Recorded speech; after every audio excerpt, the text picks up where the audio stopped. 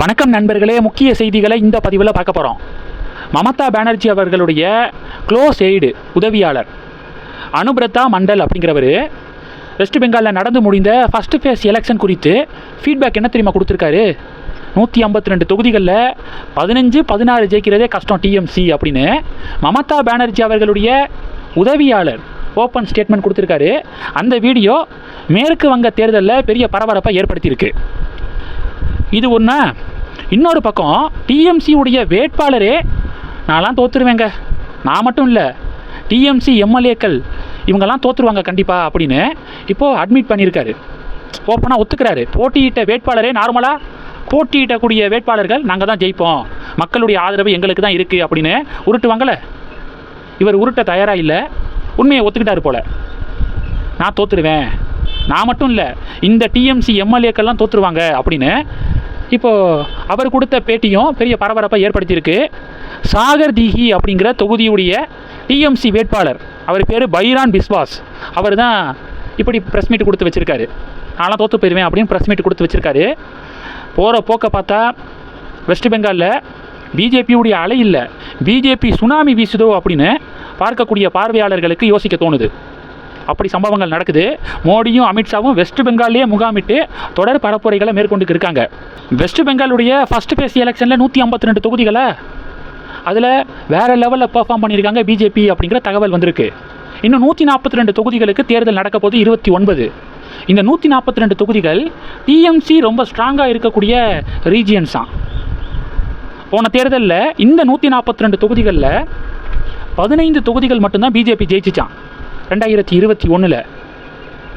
இந்த ரீஜியனில் இந்த வாட்டி பிஜேபி நல்லா பெர்ஃபார்ம் பண்ணி அட்லீஸ்ட் 60-70 தொகுதி வாங்கிட்டாலே, 142ல் 60+ வாங்கிட்டாலே பிஜேபி சர்க்கார் தான். ஏன்னா ஃபஸ்ட்டு ஃபேஸில் 152ல் 110 தொகுதிகள் கிட்ட பிஜேபி ஜெயிப்பாங்களாம். இந்த செகண்ட் ஃபேஸில் 142ல் 60+ எடுத்தாலே ஃபஸ்ட்டு ஃபேஸில் 110, செகண்ட் ஃபேஸில் 60, 170. வெஸ்ட் பெங்காலில் மெஜாரிட்டி மார்க்கு 148. டெஃபினட்டாக பிஜேபி சர்க்கார் தான் அப்படின்னு தகவல்கள் வந்துக்கிருக்கு. பொறுத்திருந்து பார்க்கலாம். இது 2. 3வது என்ன பார்க்க போகிறோம்? முதல்வர் ஸ்டாலின் அவர்கள் கொடைக்கானல் புறப்பட்டு போயிருக்காரு. குடும்பத்தினரோட கொடைக்கானலில் ஒரு வார காலம் ஓய்வெடுப்பதற்காக கிளம்பி போயிருக்காரு. உதயநிதி ஸ்டாலின் அவர்கள் குடும்பத்தினரோட துபாய் புறப்பட்டு போயிருக்காரு ஓய்வெடுப்பதற்காக. இந்த செய்திகள் வெளிவந்துக்கிருக்கா. இப்போ பாஜக காரங்க என்ன சொல்கிறாங்கன்னா, நரேந்திர தாமோதரதாஸ் மோடி அப்படிங்கிற ஒருத்தர். இந்த செய்திக்கு பாஜக காரங்க என்ன ரியாக்ட் பண்ணுறாங்கன்னா, நரேந்திர மோடி அப்படிங்கிறவர் குஜராத்துடைய முதல்வராக 3 முறை இருந்திருக்காரு, நாட்டுடைய பிரதமராக 3வது முறை இருக்கார். ஏதாவது ஒரு இடத்துல ஓய்வெடுப்பதற்காக இந்த இடத்துக்கு போனார், அந்த இடத்துக்கு போனார், வெளிநாட்டுக்கு போனார் அப்படின்னு ஒரு சின்ன செய்தி எங்கேயாவது நீங்கள் கேள்விப்பட்டிருக்கீங்களா? அவரும் பொது தேர்தலை சந்தித்து ரிசல்ட்டுக்கு இடையில் ஒரு குறிப்பிட்ட காலம் கேப்புக்கு அப்புறம் தான் எலெக்ஷன் ரிசல்ட்டை எலெக்ஷன் கமிஷன் சொல்லுவாங்க. அந்த கேப்பில் சரி ரெஸ்ட் எடுக்க போகலாம், ஓய்வு எடுக்க போகலாம் அப்படின்னு எங்கேயாவது மோடி புறப்பட்டு போய் பார்த்துருக்கீங்களா? பிரதமர் மோடி 24x7 மக்களுக்கான தலைவர்.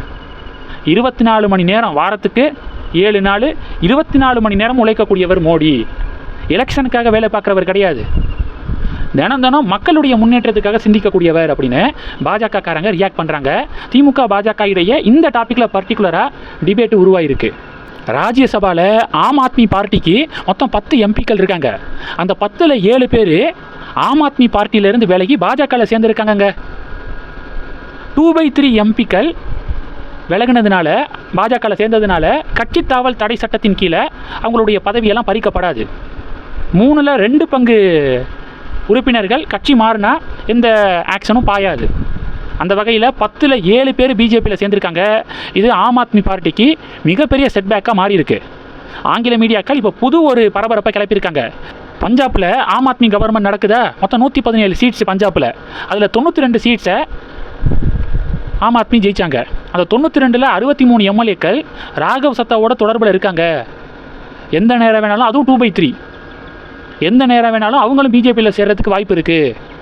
60 எம்எல்ஏக்களுக்கு மேலே பிஜேபியில் சேர்ந்தாங்க அப்படின்னா பஞ்சாப்லேயே ஆட்சி மாற்றம் ஏற்படுவதற்கு சான்ஸ் இருக்குது அப்படின்னு பொலிட்டிக்கல் கமெண்டேட்டர்ஸ் எல்லாம் பதிவுகள் போடுறாங்க. ஆங்கில மீடியாவுடைய இந்த தலைப்பு செய்தியை மேற்கோள் காட்டி இப்படி பதிவுகள் போட்டுக்கிருக்காங்க. இதெல்லாம் ஒரு பெரிய பரபரப்பை ஏற்படுத்தியிருக்கு. எதிர்க்கட்சி வரிசையில் இருக்கக்கூடிய பொலிட்டிக்கல் பார்ட்டிஸ் எல்லாம் வாயை பொளந்து பார்த்துக்கு இருக்காங்க. என்னது 10ல் 7 ராஜ்யசபா எம்பிக்கள் கட்சி மாறுறாங்க, பிஜேபியில் சேர்றாங்க. 92ல் 63 எம்எல்ஏக்கள் பிஜேபியில் சேர்றதுக்கு சான்ஸ் இருக்குது அப்படின்னு என்னென்னமோ சொல்கிறாங்களே. நம்மளுடைய எம்எல்ஏ எம்பிக்களை நம்ம எப்படியாவது தக்க வச்சிடணும் அப்படின்னு பொலிட்டிக்கல் பார்ட்டிஸ்லாம் இப்போ கதறிக்கு இருக்காங்க, எதிர்க்கட்சி வரிசையில் இருக்கக்கூடிய பொலிட்டிக்கல் பார்ட்டிஸு. இந்த செய்திகளை பற்றி உங்களுடைய பார்வைகளை மறக்காமல் கமெண்ட் பண்ணுங்கள். தொடர்ந்து கணக்கில் இருங்க. அடுத்தடுத்து நிறையா பதிவுகளை பார்க்க போகிறோம். நன்றி. ஜெய் ஹிந்த்.